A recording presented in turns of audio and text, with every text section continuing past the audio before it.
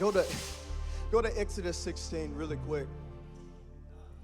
Exodus 16, and I'm going to start reading at verse 1. I'm going to go through verse 8, and I'm going to read these 8 verses, but really, if I'm honest with you, this is more of a topical message. I'll land here eventually, but I'm going to take us on a journey as we prepare to land. Here's what the Word of God says from the NIV version. It says the whole Israelite community set out from Elim and came to the desert of Sin, which is between Elim and Sinai, on the 15th day of the second month after they had come out of Egypt.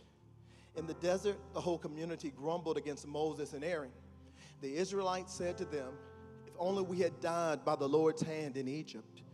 There we sat around pots of meat and ate all the food we wanted.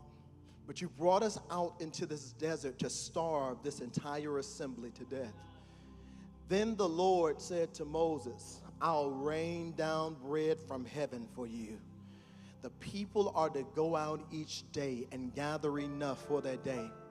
In this way, I will test them and see whether they will follow my instructions. And on the 6th day, they are to prepare what they bring in, and that is to be twice as much as they gather on the other days." So Moses and Aaron said to all the Israelites, in the evening you will know that it was the Lord who brought you out of Egypt. And in the morning you will see the glory of the Lord, because he's heard your grumbling against him. Who are we that you should grumble against us? Moses also said, "You will know that it was the Lord when he gives you meat to eat in the evening and all the bread you want in the morning, because he has heard your grumbling against him. Who are we? You are not grumbling against us, but against the Lord." And for a few moments today, I want to talk from a subject I'm simply going to call "He Always Provides." Everybody shout it with me, "He always provides." And what I hope to arrive at by the conclusion of this message is the point in your heart where you realize and remember that no matter how challenging your current season is right now, you've survived every hard thing that's hit your life up to this moment. And God is God enough to not let you die in what you're in right now. If he was provider 5 years ago, he's the same God yesterday, today, and forevermore.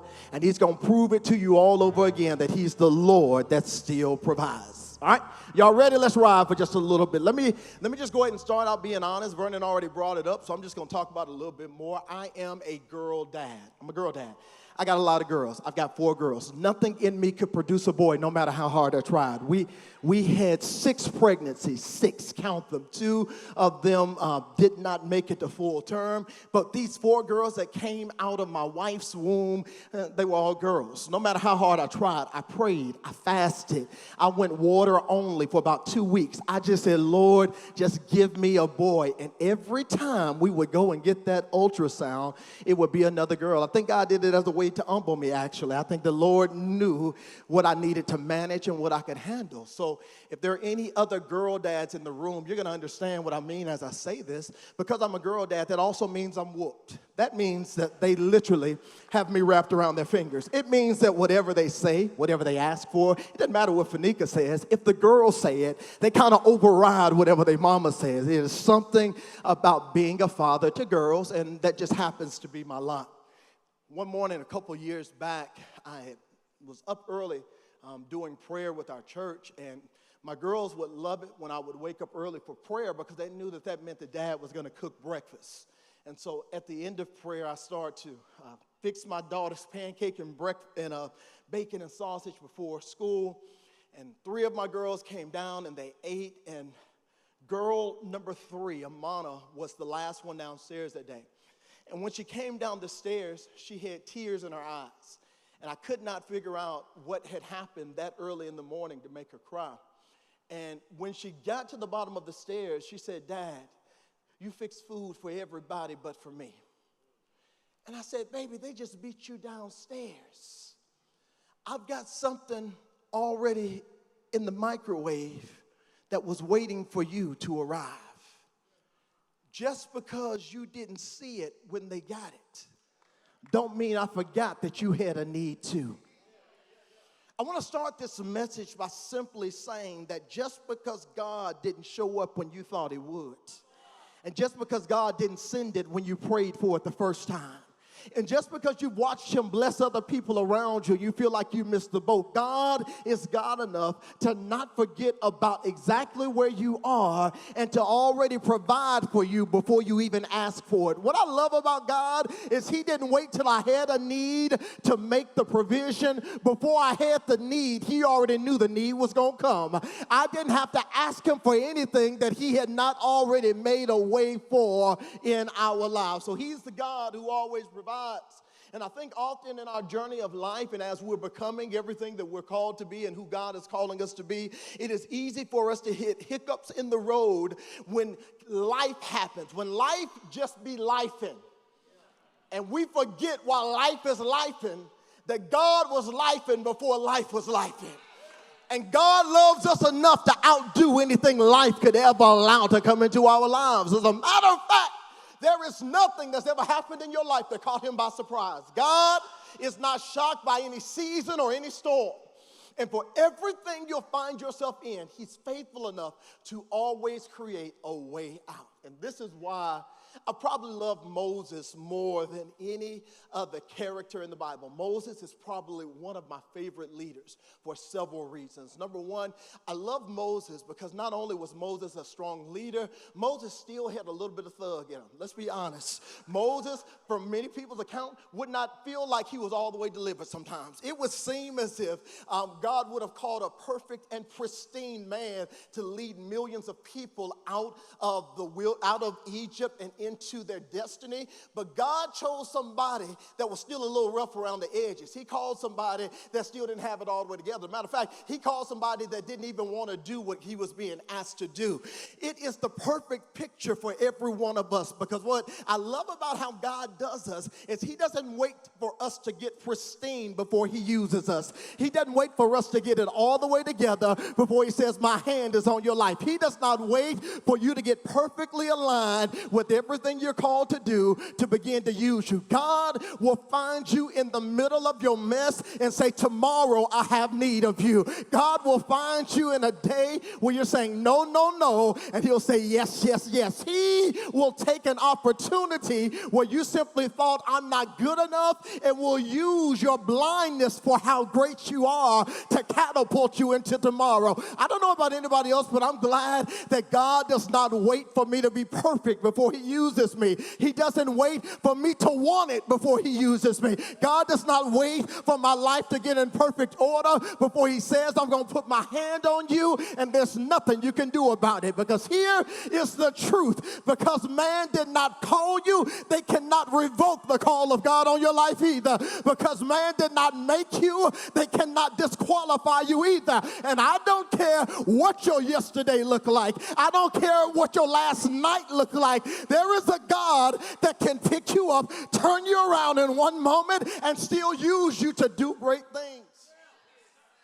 Can I take a moment and tell you to stop disqualifying yourself because you see parts of your story that nobody else knows about?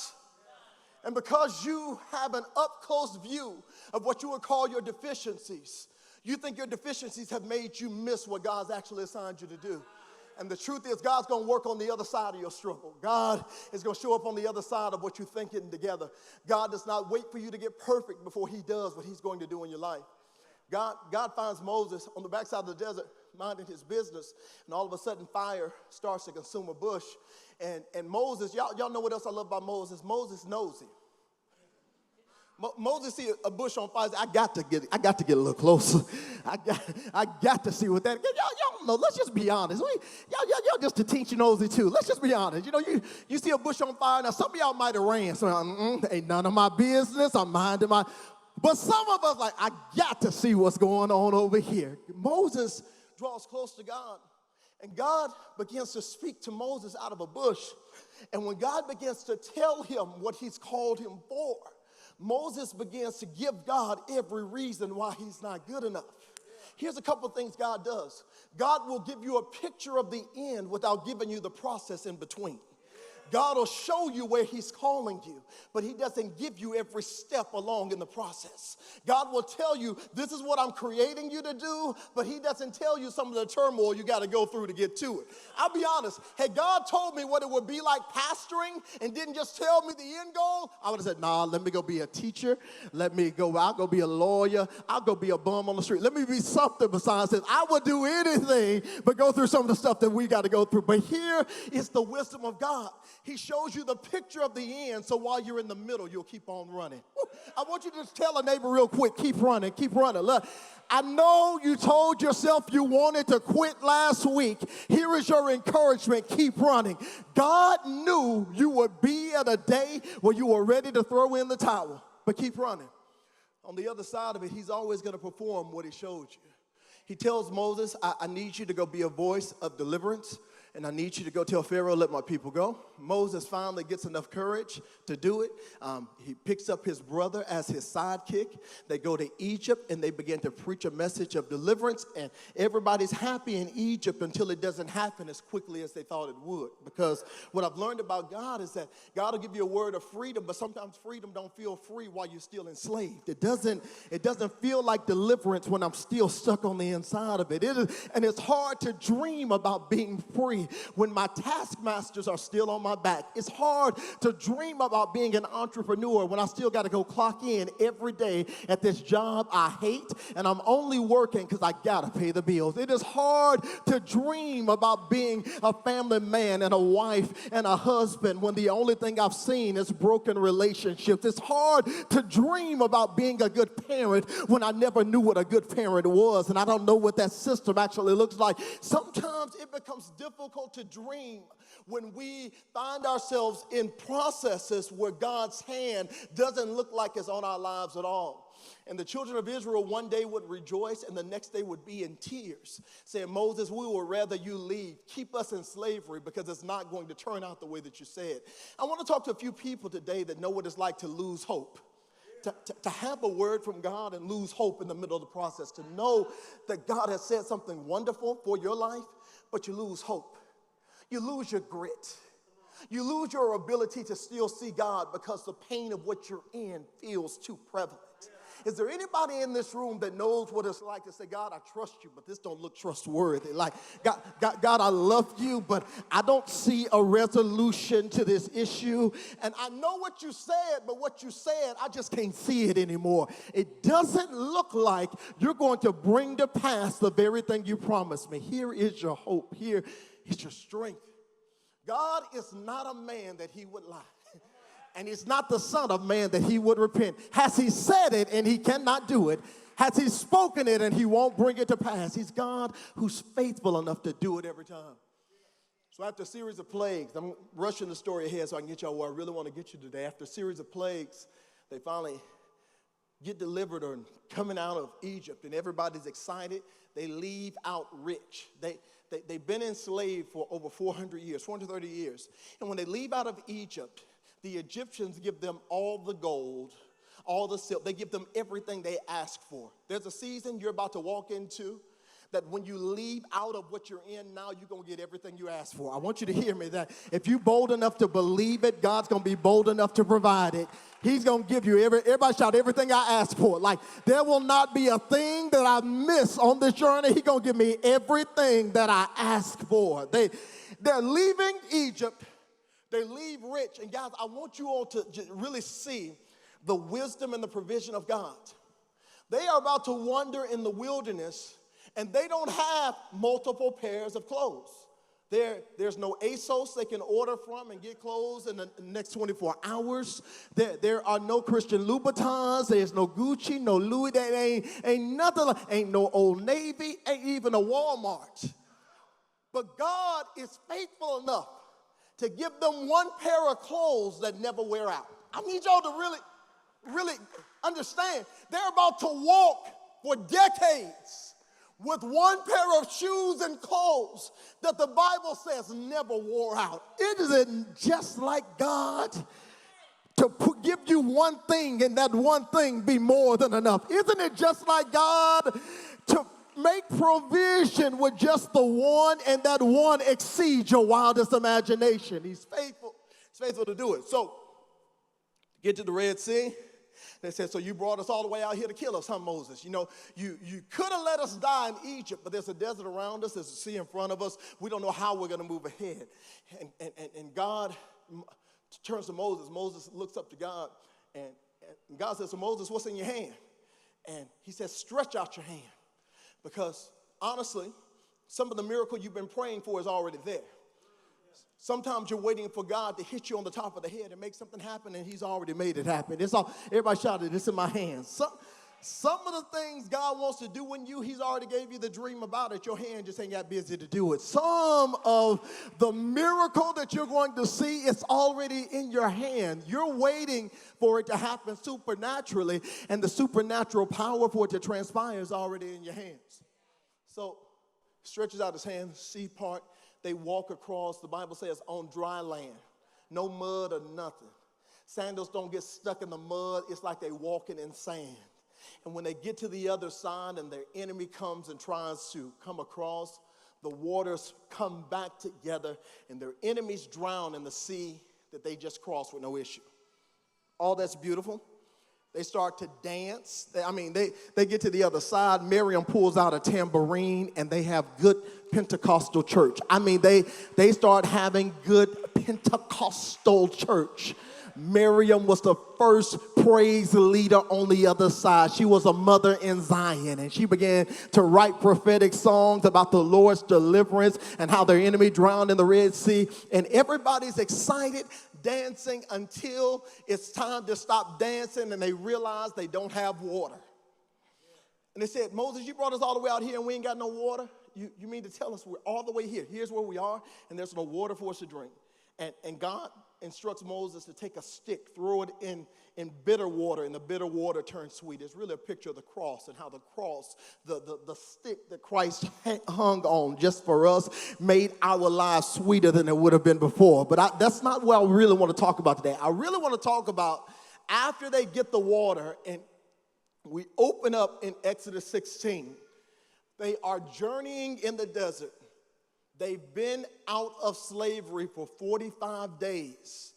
And then they start to complain because they wish they could go back to where they used to be. 45 days of freedom. They feel like their 400 years of slavery was better than the 45 days of freedom. I want you to really, and this is the part I need you to own. I need you to take this on. It doesn't matter how good yesterday was. Yesterday will never compare to what tomorrow's about to be. Here, I need y'all to own this for yourself. It don't matter how good or how ugly yesterday was. Yesterday will never rival what tomorrow's about to be. If you will get it in your heart and in your mind that I may have had some good days before, or I may have had some real bad days before, but if God's got me in today, it's because he knows there's a better tomorrow that's on the way. I don't want you wishing for God to restore years that he let pass on purpose. I don't want you praying for moments that God allowed to happen. I don't want you to be in the mindset that I made so many mistakes, and if I could just go back 5 steps and correct what I did wrong, maybe my life would be a little bit better. No, if you can own that God has brought me this far, and he's going to keep bringing me further from here, he's going to make my life better without me having to look back. I want you to release the burden of looking over your shoulder, hoping that something in your past is going to come back. God is faithful enough to bring you to this moment and carry you into tomorrow, and you're not going to have to wish for yesterday ever again. Better will never be behind you. God is so much God that he's not going to allow the best of your life to be behind your life. I want you to smash the rear view mirror in your existence where you're still wishing for days that God allowed to pass. And I want you to embrace the fact that if God has me right here, he's still going to take me somewhere that eyes have not seen, ears have not heard, and it hasn't entered into the hearts of men what God is going to unfold. Better will never be behind you. So I don't want you wishing for God to restore something he let go. I don't want you hoping that he's going to give you back an opportunity that he let pass. I don't want you knocking at old doors hoping for new provision. I don't want you to think that they'll treat you differently if you just go back. No, God allows some of that to go. He allowed you to embrace a moment where you could see him completely differently. And your best days can't be behind you. The best things that God's going to do, they are not over your shoulder. Some of the things you just haven't set your focus for your future. You haven't stopped to say, man, I don't like this season, but there's got to be something interesting that God's going to bring to pass out of it. We were talking about it in the car on the way here, and I'm going to give y'all just this funny part. I'm coming right back in. And we were talking about growing our hair out, right? And we talked about everything is good. You know, we're talking about locking our hair, all that stuff. And I tried to do mine one time, Bernie. I grew my hair out, and it got in that real funny middle stage. Y'all know what that middle stage look like. Anybody that's grown any length of hair, you know what that middle stage. That middle stage is it's real funny. You know, it's real kinky. You know, it won't quite curl because it's too long. Can't wave because it ain't flat, and it ain't giving what it's supposed to be giving. And every time I got to that middle stage, I said, it ain't worth it, and I cut it off, right? Why have some of you been managing life the same way? Cutting yourself off because the middle don't feel right. Giving up too quick because the middle is real funny. Wishing God would take you another way because the middle just ain't middling. Like, I would rather God do something else than leave me right here in the middle. Let me give y'all these points real quick, and I'm gonna be done. I've got 3 things I want to share with you. Number 1, for every problem, heaven already has provision. There will never be a grumble in your heart that God has not already provided for. There will never be a season or a situation that arises that God has not already thought it through before you ever arrived at it. You just arrived at it. Heaven's always known. You just got to that crossroad.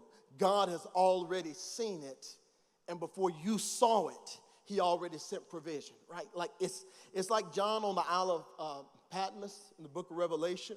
He saw the lamb that was slain before the foundations of the earth, which was the picture of Christ dying before there ever was a sin, right?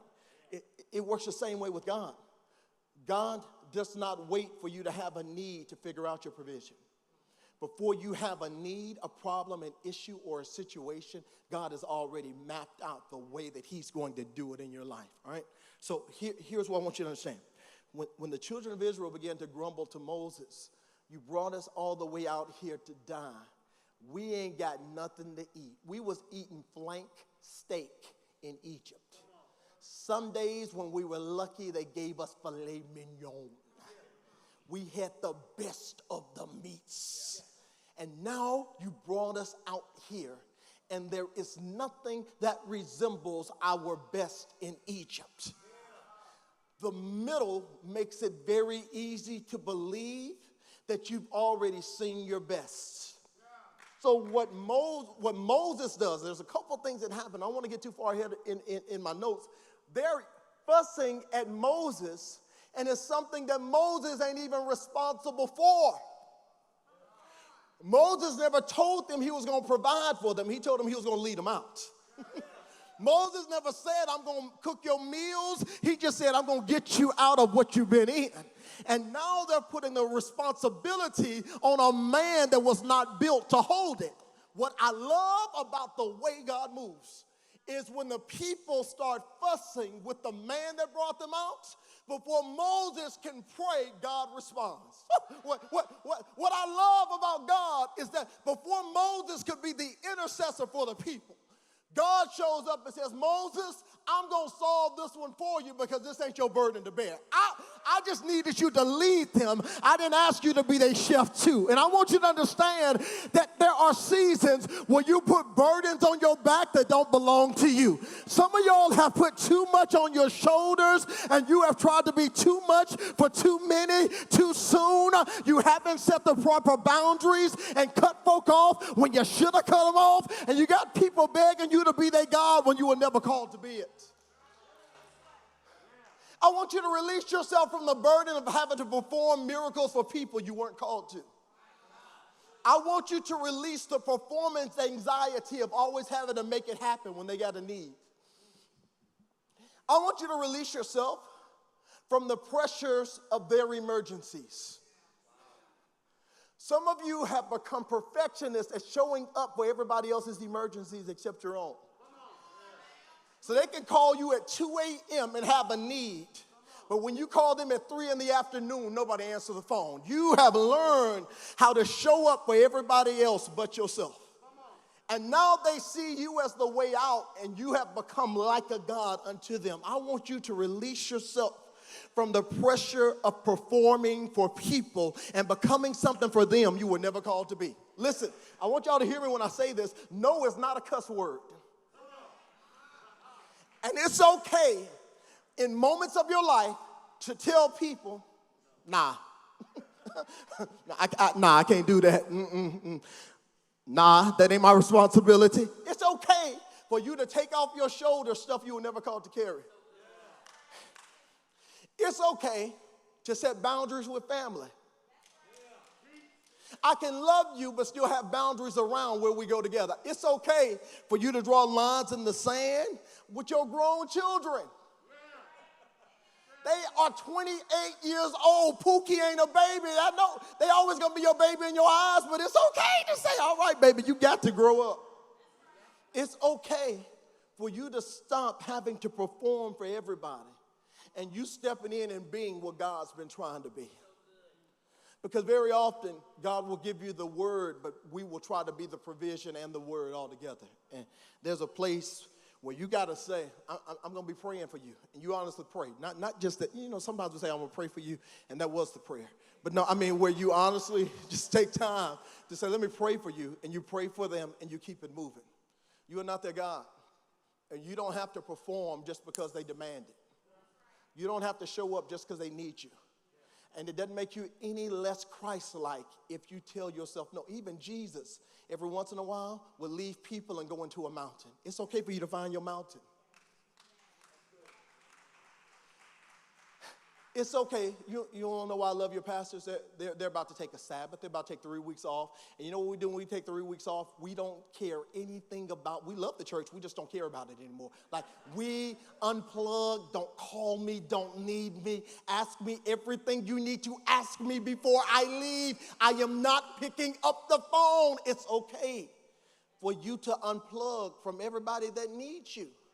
And I promise you, when you come back, they're still going to be alive. Nobody has ever died just because you didn't show up. And it's okay for you to put yourself in a position where you are, and I'm going to say this, selfish for a season so that you can fully reboot and be your best self. So number one, there's not a problem heaven hasn't provided for. He always provides. Whenever I'm in counseling sessions and I'm dealing with people that are in difficult moments, what I often call them to do is to look over their shoulder. And looking over their shoulder doesn't mean I'm going back. Looking over my shoulder means I'm checking my history with God. And I believe everybody in this room got a little bit of history. Like, you are only here because you and God got history. Like, there have been moments God's pulled you out of stuff you didn't want to come out of. There have been doors that God shut, and you're glad he shut them. There's been moments that God did stuff that nobody else could have done. And if he's brought you this far and y'all got this much history, he's not going to leave you alone. So for every problem, heaven has provision. Number two, God heard you before you needed it. All right? God heard you before you needed it. I think every husband that's a good husband in this room has learned the skill of asking their wife, do they want anything to eat? Hearing their wife say no. And when you get to the restaurant of your choice, still ordering something for her, as if she said yes. Because what we do know is that when we come back with our meal, the first hands that are going to go in our plates that wasn't hungry 23 minutes ago, but now all of a sudden they are starving. The genius of good husbandry is being able to know you want it before you need it. And the genius of God is before you prayed for it, he already knew that it was going to be a need for your life. He heard you before you asked. What God does with Moses is say, listen, I didn't ask you to be the one that found food in the desert. So what I'm going to do is I'm going to make a miracle happen. They're going to have quail, and it's going to come out of nowhere every evening. When they wake up in the morning, it's going to be what looks like dew on the ground, but it's going to be like bread. All you got to do is communicate to them, I'm going to send what they've been praying for. And if you tell them I'm going to send it, that's your whole responsibility. And as surely as Jesus is Lord, as surely as God has always been God, Moses and Aaron make a proclamation to the people, and what God promised comes out of nowhere. I'm saying all this to say, you never have any clue how God is going to send your miracle. All you got to know is that my miracle's got to be coming. Like, if he has not sent it yet, I'm still standing until I see him do what he told me he was going to do. Everybody shout this real quick. I've got a miracle on the way. And I don't know how it's going to come. All I know is that it's got to be coming. I don't know where God's going to send it from. All I know is that he's faithful to do what he's always said he would do. There's got to be a miracle that's on the way. Because God has always provided provision before you ask for it. He's always known what you needed before you could ever even formulate the sentences to ask. Here's the last thing. Provision is often not about God's timing, but about your patience. Provision is never a matter of heaven's timing. It's a matter of your patience. Sometimes we pray 15-second prayers and expect that 15-second prayer to produce instantaneous results. Now, I don't know about anybody else, but when I first got saved, when I first, found God for real, like I got baptized at like 8. But I got saved for real. I was about 18, 19 years old. How many of y'all got baptized because, you watched other people do it? Let me just go and get baptized too. I grew up in a Baptist church. I couldn't do certain things until I went in the water. So I really want to sing in this choir. Let me go on and get baptized so I can start singing real quick. Everybody else ushering, they got on their little khaki and white. I want khaki and white too. Let me take me to the water to be baptized, right? But I really found him. I was a teenager when I really came into the understanding of who he was, or late teens going into my 20s. And I remember days that I would pray what I just thought was just, crazy prayers.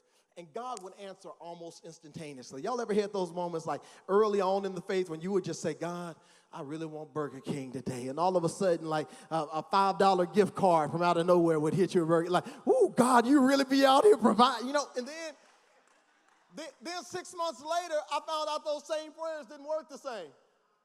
I found out, I was like, God, I really want Burger King today, and I would have to go home and eat Spam.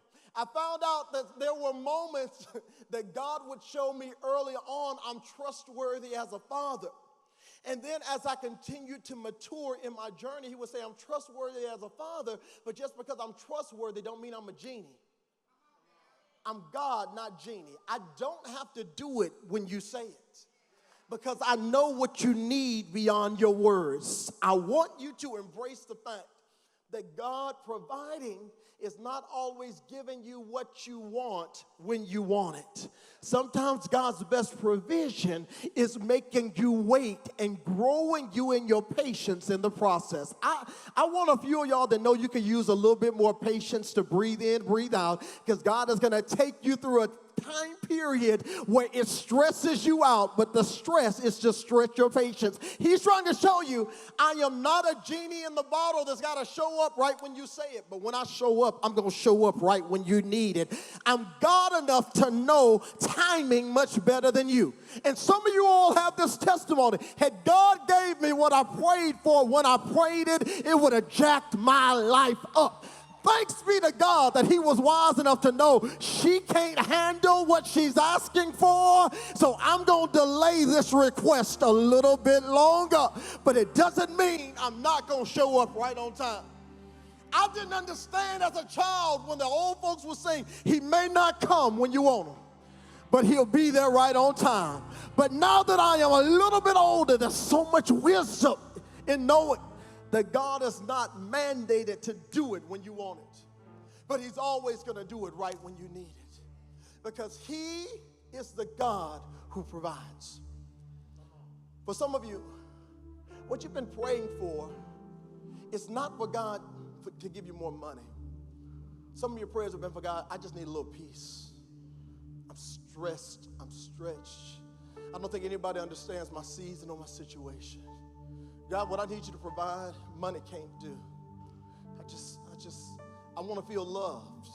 And I'm tired of looking in all the wrong places to feel something that is not filling me.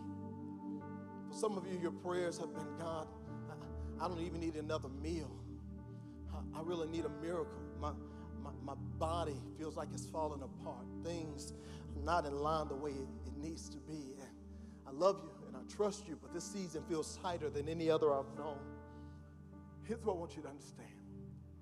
No matter where your life is right now, He is the God who always provides.